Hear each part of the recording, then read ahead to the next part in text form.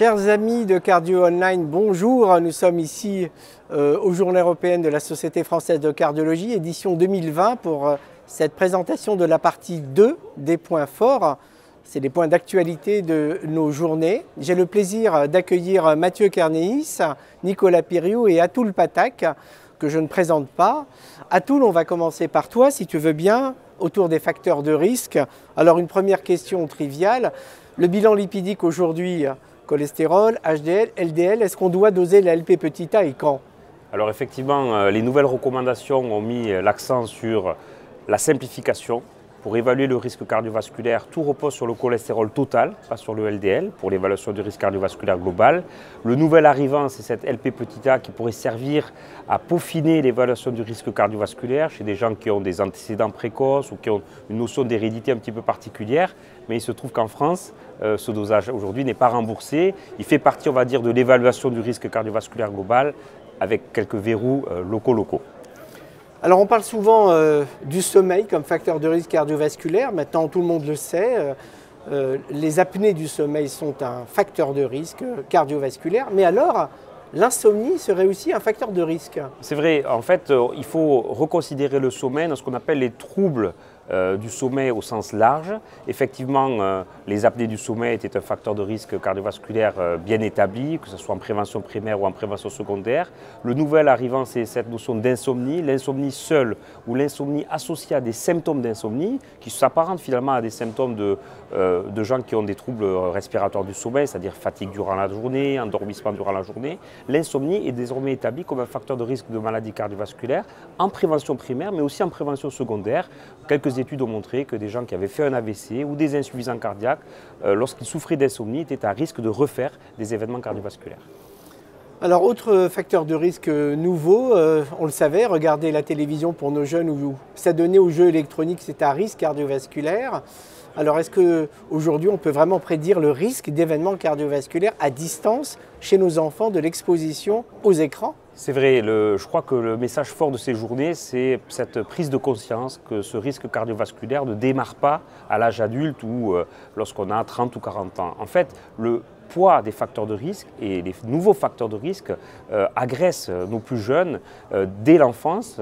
Les écrans, l'exposition aux écrans prolongés entraîne des modifications de comportement. On sait que ce sont ceux qui passent le plus de temps devant les écrans qui sont les enfants qui ont le plus de problèmes d'obésité centrale, le plus de troubles du comportement alimentaire, le moins bien sûr de pratiques d'activité physique. Et ça se paye. On suit ces cohortes d'enfants et au bout de 15 à 20 ans, ceux qui cumulent les facteurs de risque, ceux qui ont une hygiène de vie déplorable, sont ceux qui ont des atteintes d'organes cibles, alors au départ infracliniques.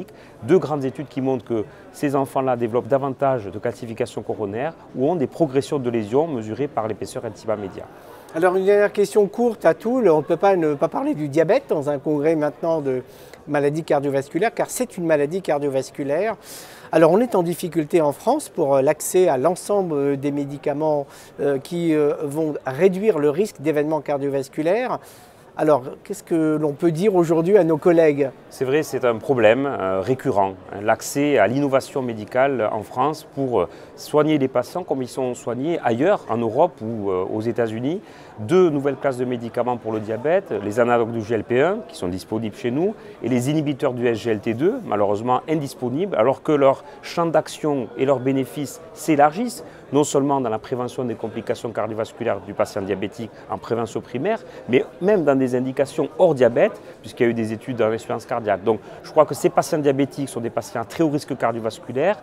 Ils souffrent malheureusement en France du manque d'exposition à des médicaments dont le niveau de preuve est élevé, inhibiteurs du SGLT2, plus récemment les nouveaux oméga 3 avec l'EPA qui a reçu l'accord de la FDA pour être commercialisé pour la prévention du risque cardiovasculaire des diabétiques. Donc c'est un plaidoyer aussi pour dire si on veut appliquer les recommandations en France, il faut nous donner les moyens de pouvoir le faire. Alors un dernier point à tout, la communauté cardiologique est de plus en plus sensibilisée au monde du cancer, avec encore une nouvelle interface avec une autre spécialité. Ces médicaments donc, sont des médicaments révolutionnaires qui améliorent le pronostic de nos patientes et de nos patients, mais il y a un prix à payer. Alors, parmi les complications dans le paysage, on a beaucoup parlé par exemple de l'apparition de fibrillation atriale avec certains médicaments. Qu'en est-il? Oui, je crois que l'adage à retenir, c'est cancer et médicaments du cancer sont des facteurs de risque de maladie cardiovasculaire. Ça doit être désormais un réflexe quasi spinal, comme vous le pratiquez dans votre établissement à Saint-Antoine. Mais de manière générale, effectivement, on a vu apparaître quelques particularités. Certains médicaments, comme les inhibiteurs de tyrosine kinase, indiqués dans certaines formes de leucémie, ont été associés à une augmentation de risque de fibrillation auriculaire. D'autres, comme cette nouvelle classe de médicaments qui bloquent certaines voies de l'immunité, ont été associés à des événements plus graves, comme la myocardite ou les vascularites. Donc le message là aussi, ça fait partie aujourd'hui des nouveaux facteurs de risque de maladie cardiovasculaire. Merci à tous. Mathieu Kernéis, cardiologue interventionnel. Bonjour Ariel. Alors Mathieu, premier grand thème de la réflexion, un tremblement de terre, un tsunami médiatique, l'étude Ischemia. Est-ce que tu peux nous rappeler quels étaient les tenants de ce débat et pourquoi cette réaction viscérale de la communauté des cardiologues interventionnels? L'étude Ischemia, c'est en effet peut-être l'étude de la décennie pour nous les cardiologues interventionnels. C'est une étude qui vient à la suite de Courage, qui avait déjà montré que le traitement médical, quand on le comparait à l'angioplastie chez les patients qui avaient une maladie coronaire stable, pouvait améliorer les symptômes mais ne changeait peut-être pas grand-chose aux événements durs. Il y avait eu plus récemment Orbita, qui avait fait déjà beaucoup parler en disant que le traitement médical faisait aussi bien que l'angioplastie dans l'amélioration des capacités à l'effort. Et donc Ischemia, c'est une étude académique américaine avec 5000 malades qui sont angineux, avec une ischémie modérée ou sévère et qui sont randomisés après la réalisation d'un coroscanner qui doit éliminer la présence d'une atteinte du tronc notamment ou l'absence de maladie coronaire. Ils sont randomisés entre une stratégie invasive ou une stratégie conservatrice avec un traitement médical. Et le critère primaire de jugement est un critère dur, clinique, et il n'y a pas de différence sur ce critère. Alors ils sont améliorés quand même fonctionnellement, c'est revascularisé. Il s'améliore sur les symptômes. Il y a même, il faut quand même le souligner, et ce n'est pas parce que je suis cardiologue interventionnel que je le dis, il y a une réduction du risque d'infarctus spontané de l'ordre de 33%. Mais on peut au prix d'une augmentation des infarctus provoqués. Alors, au prix d'une augmentation exactement, au prix d'une augmentation des infarctus périprocéduraux. Et je crois qu'on va devoir expliquer aux patients clairement les bénéfices qu'il peut attendre d'une procédure d'angioplastie. Ça, c'est un premier point. Et le deuxième point, c'est-à-dire qu'il n'y a pas d'urgence à aller revasculariser un patient qui a de l'angor stable, qu'il ait ou pas d'ailleurs de l'ischémie. Je pense que l'importance de l'ischémie dans l'ischémia est très nette. Il y a des patients qui ont une ischémie modérée à sévère dans cette étude. Donc voilà, il n'y a pas le feu au lac. Alors Mathieu, on passe de la maladie coronaire stable à la maladie instable. Mathieu, on a du mal, nous cardiologues non interventionnels, hein, aspirine, clopidogrel, ticagrelor, prasugrel, dans quel ordre, chez quel patient, pour quelle durée, on commence à avoir du mal. Ouais. Alors, est-ce que tu peux nous dire, en bref, ce sur quoi tout le monde est d'accord, et puis les nouveautés, en particulier le retour en quelque sorte, comme dans les grands feuilletons, du prasugrel? Ouais, alors c'est vrai qu'il y a eu pas mal de nouveautés sur le thème des antithrombotiques au sens large, parce qu'il y a eu plusieurs publications dans New England cette année qui ont précisé différents points. Le premier, c'était de savoir si on pouvait arrêter l'aspirine après une angioplastie à haut risque, chez des patients à haut risque, qui soient à haut risque ischémique ou à haut risque hémorragique. C'est l'étude Twilight qui a été présentée récemment au TCT et qui randomisait 7000 malades entre une stratégie à 3 mois donc de l'angioplastie, entre une stratégie de double anti-régression plaquettaire prolongée pour 1 an comme on a l'habitude de le faire, versus du ticagrelor seul. Et le critère primaire, qui est un critère sur le saignement, sort en faveur d'une stratégie de monothérapie. Alors c'est vrai que je te comprends, on ne sait plus si du coup il faut faire 1 an ou s'il faut faire court. Le message, c'est de dire que si on a un risque hémorragique qui est un petit peu augmenté, eh bien on peut se permettre de ne faire que 3 mois de double anti-régression plaquettaire. Et si on veut arrêter l'aspirine, qui était quand même un dogme, hein, laisser l'aspirine chez le patient coronarien porteur de SEN, eh bien on peut l'arrêter au profit de laisser un inhibiteur du P2Y12 en monothérapie. Ça, c'est le premier point. Le deuxième point, c'était l'étude ISA-REACT. Dont tu parlais en disant que le prasugrel revient à la mode. Donc l'ISA-REACT, c'est une étude académique allemande qu'on pensait complètement sous-taillée, qui comparait le prasugrel au ticagrelor dans le syndrome coronaire aigu. Et pour être honnête, je pense que tout le monde allait penser que le ticagrelor allait gagner, qu'il allait y avoir plus de saignement avec le prasugrel. Et c'est vrai que c'est un coup de tonnerre parce que le prasugrel fait mieux sur l'ischémie et ne fait pas plus saigner.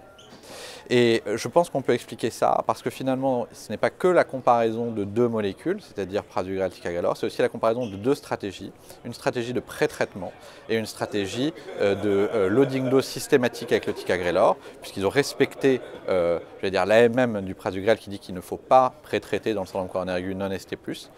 Et je crois que ça montre que le pré-traitement systématique dans le syndrome coronaire aigu sans sus-décalage du segment ST, c'est pas forcément quelque chose de bien. Voilà. Une question courte, Mathieu. Chez le diabétique, tu raisonnes de façon Thémis-like. Alors, Tika, oui, non. Qu'est-ce que tu as retenu, toi, de cette Thémis, étude en un mot, oui. En un mot, j'ai retenu qu'on pouvait, chez le patient diabétique dilaté, porteur de stent, on pouvait faire de la double intégration plaquettaire avec du ticagrelor. Je ne suis pas sûr que, personnellement, je le ferais. Il y a un prix à payer Il y a un prix à payer en termes de saignement. Et donc, le message, c'est de dire que le patient diabétique dilaté, c'est un patient à haut risque ischémique. Et donc, l'idée qu'il y a derrière, c'est de dire qu'il faut intensifier son traitement, soit en termes d'inhibition plaquettaire, soit en termes de durée de traitement. Et d'ailleurs, les guidelines disent bien qu'on peut faire de la double intégration plaquettaire prolongée chez ces patients-là, qui sont exposés à un risque ischémique plus important. Une dernière question très courte, Mathieu, compte tenu de cette actualité dont tu as parlé, sur ces 25 études publiées dans New England cette année sur le thème de la maladie cardiovasculaire. La valve aortique avec le TAVI, magnifique conférence, tout le monde s'en souvient, d'Alain Cribier, mercredi. Alors, est-ce que l'on peut considérer aujourd'hui que le dernier bastion de la chirurgie, le faible risque, vient d'être pris d'assaut ? Et que donc il n'y a plus de limite, ou plutôt la chirurgie, ça va être les contre-indications du TAVI et non pas l'inverse. C'est une excellente question. La chirurgie est prise d'assaut, mais je ne sais pas si elle s'est rendue. Je pense qu'il faudra attendre les guidelines de 2021 pour savoir comment est coté le TAVI dans le BARIS. Ce qui est sûr, c'est qu'on a eu en 2019 deux études majeures, Partner 3 et Volute Low Risk, qui ont montré que chez le patient à risque faible, le TAVI n'était pas inférieur à la chirurgie.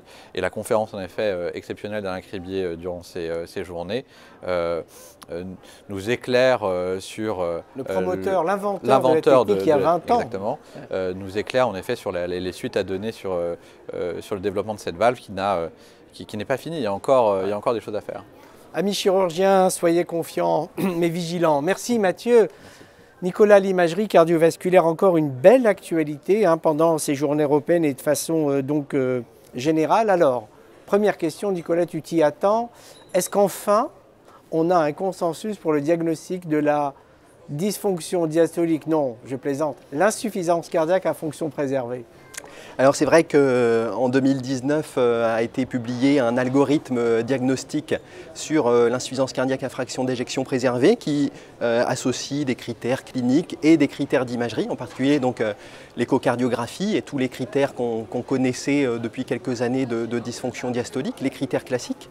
Et ce qui est intéressant, c'est qu'on voit qu'il s'y associe des critères additionnels de anomalies structurelles du myocarde ventriculaire gauche authentifiée par le strain, mais que malgré tout ça, un certain nombre de patients, pour ce diagnostic extrêmement difficile, vont rester dans la zone grise, et en particulier dans la zone grise échographique.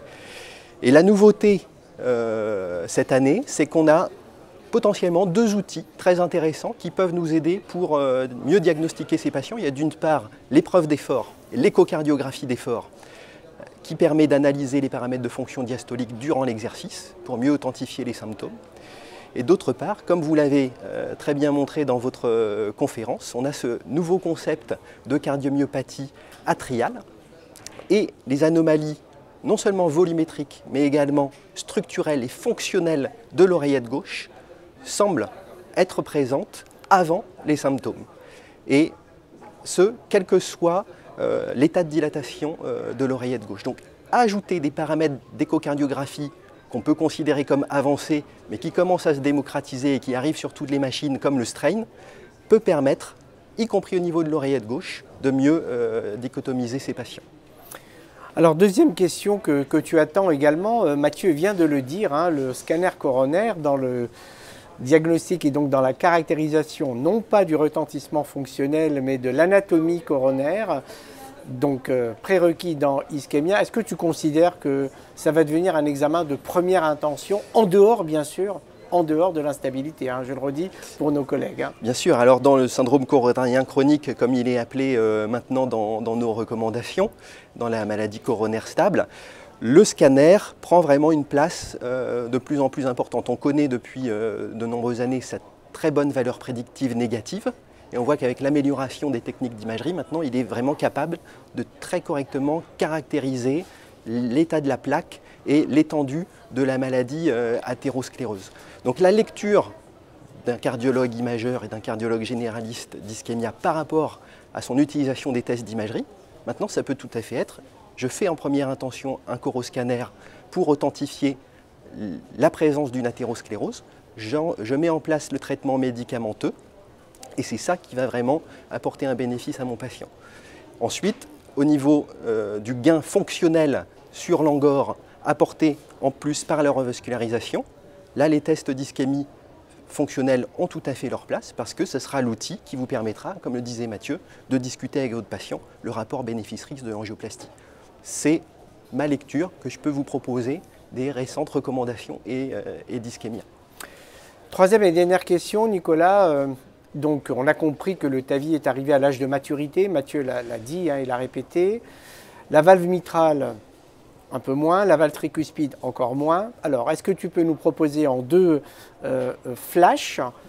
Un, pourquoi est-ce que Europe et Amérique, France en l'occurrence et Amérique, on n'est pas d'accord sur le traitement de ces fuites mitrales secondaires avec des résultats discordants? Et alors, encore plus court pour le flash, est-ce que tu penses que la correction d'insuffisance tricuspide fonctionnelle va être résolue par le traitement percutané, puisqu'on a tendance à ne pas opérer les malades quand il n'y a pas une valvulopathie gauche associée? Alors effectivement, pour répondre à la première question, toute l'année qui vient de s'écouler a été animée par la controverse entre l'étude COAPT qui montre un très bon bénéfice du traitement percutané de la régurgitation mitrale en plus du traitement médicamenteux chez des patients qui ont une insuffisance mitrale secondaire liée à une insuffisance cardiaque, et l'étude MITRA-FR française menée par Jean-François Obadia qui a montré que le MitraClip n'apportait pas plus que le traitement médicamenteux. Finalement, il n'y a pas de controverse. Ces deux études sont totalement complémentaires et on voit que les patients qui en bénéficient dans l'étude COAPT sont des patients qui ont des insuffisances mitrales disproportionnées par rapport au niveau de remodelage ventriculaire gauche, c'est-à-dire plus importantes que ne le voudrait leur niveau de dilatation et de dysfonction ventriculaire, et que c'est ces patients, vraiment, qu'on va devoir bien caractériser par échocardiographie qui vont bénéficier de la technique. Et puis, donc, pour la tricuspide, c'est vrai qu'il y a un essor actuellement grâce aux nouvelles techniques d'imagerie en particulier, hein, qui nous permettent de mieux connaître cette valve. Alors, il y avait le cardiologue interventionnel, il y a maintenant l'échographiste interventionnelle. Et maintenant, hein, voilà, on se rend compte avec l'avancée des techniques que cette caractérisation de la valve tricuspide pour guider une intervention, ce qui est en train d'arriver, hein, est vraiment quelque chose d'assez difficile, qui nécessite un gros entraînement et tout. On voit bien, hein, on a besoin d'un imageur avant, pendant, après, et ça dessine peut-être un nouveau métier d'imageur interventionnel. Merci mes chers amis, à tous. Mathieu, Nicolas, merci. Alors je rappelle à tout le monde qu'en ligne, vous aurez toutes les diapositives dans cette nouvelle application SFC 365. Et puis, grâce à Cardio Online, tout au long de l'année, vous aurez donc les enregistrements d'un certain nombre de communications qui ont été sélectionnées. Alors merci pour votre attention. À très bientôt sur Cardio Online pour la suite de l'actualité cardiovasculaire.